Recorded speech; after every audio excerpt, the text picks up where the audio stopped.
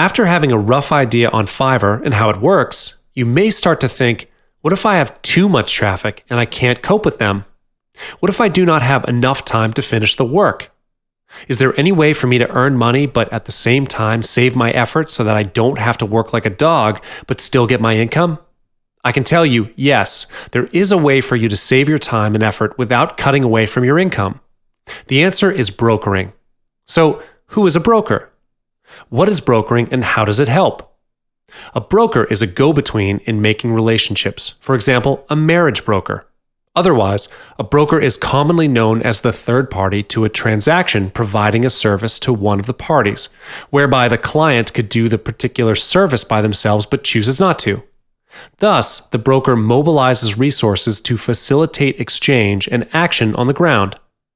Brokers establish a tenuous relationship with a large number of carriers. It is a marketing tool which acts as facilitators, middlemen, and matchmakers, the latter being the most common service. Now, how do you become a successful Fiverr broker who can earn a lot with minimum effort? There are several things to focus on before you become a successful Fiverr broker. Let me guide you through this ebook. First of all, identifying your need is a very important part. You don't want to extend your traffic in too many fields. Observe the marketplace and look for a niche that you can slip into. The biggest need will be in an area where the supply and demand structure is sluggish or does not otherwise satisfy the consumers and suppliers. Here, consumers equate to your client while suppliers are the outsource you find to provide the service for you. Services or specialty products are usually easier industries to break into as new middlemen. You must not stretch yourself too thin and be specific in one type of product or service. For example, if you are talented in graphic design, you can choose to reach out to people who are in need of specialization in this field, both consumers and suppliers. Prevent yourself from being obsolete by diversifying the sources and specifics of the overall product or service you're specializing in. Secondly, you will need to set up your own business. When you work as an independent middleman, you'll be establishing your own business. You will need to research on any restrictions involved and what kind of service you want to provide. Of course, by setting up your own business, you will need your traffic to flow in, which I will teach you later on. After getting your business and needs checked, it is time for you to research on your potential consumers and suppliers. Determine who the consumers of your chosen product or service are. It will depend on the nature of your intended business. Like I have mentioned above, you need to be specific and find your niche. Quality comes first before quantity. The quality of the service you provide to consumers must be top-notch, and the quality of the overall experience you offer to both suppliers and consumers must be of a high grade too.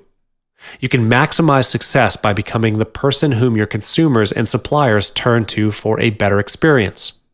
Of course, you will want your consumers to be satisfied with your job so that they will become loyal to you. Naturally, you'll be highly rated if you provide customer satisfaction, and highly rated services attract more traffic. This is actually a direct proportional act which will affect each other. Next, find as many potential suppliers for your chosen product or service as possible. Do your research on each one and narrow down the possibilities to the top 10. This is to ensure the returned work will be in good quality, which makes finding the right suppliers an important task to do. Furthermore, it is generally safer to work with multiple suppliers instead of a single source, regardless of the product or service you work with. Your business will go under as soon as your supplier decides to stop working with you, if you only have one supplier for your service. Moving on, you may ask for a quote. Contact your potential consumers and ask them to give their price quote on a certain quantity of product or quality of service. For example, you may request for an add-on with every extra 100 words written or any extra colors for a logo design. But remember, add-ons must be reasonable or else you might scare them off. Negotiate with them so that you both can have the best price given. But of course, the needs and quotes of every single consumer may vary in different ways. Next, you can add your cuts to the cost. This is because you will earn money being a middleman by earning a certain commission from each sale you make. The exact amount can vary. It is based on how much your consumer offers and how much you offer to your suppliers. For example, your consumer offers you 10 USD for every 200 words for the content. You outsource this job to your supplier, ask for 2,000 words for the content, and offer a total of 30 USD. 2,000 words are equivalent to 100 USD, which means you have earned a total of 70 USD with the least effort. After the product is returned to you from the supplier, you may proceed to pass the information to your consumer. Listening to your consumer's feedback is also an important note to take. This is because you need to understand what your consumer really wants for their service and whether the service that your supplier gives to you matches the expectations of your consumer. The idea you have in your head may not be the best course of action. It is always good to have an open mind and be flexible to any idea provided. Observe both sides of your business carefully to determine how well your current process works and where you might need to improve. You may even consider asking the parties you work with to rate the experience or answer a few survey questions about it. Also, you have to stay responsive to both your consumers and suppliers. Make yourself easy to reach by giving out your contact number, social media accounts, or email. This is so that if there are any questions from any side, you will be able to respond quickly and clear their doubts. It is a win-win situation whereby you will gain a good reputation among your consumers and suppliers, and at the same time, get your own profits earned.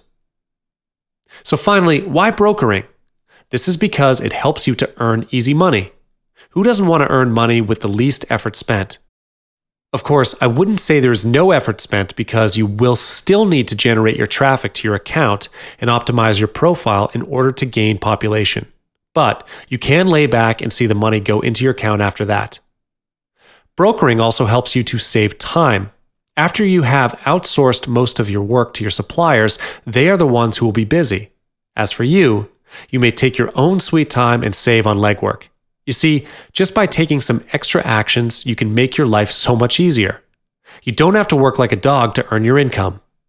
Working smart is more efficient than working hard and will double up your saved time and work. So why hesitate? Let me show you how to be a successful Fiverr broker in no time.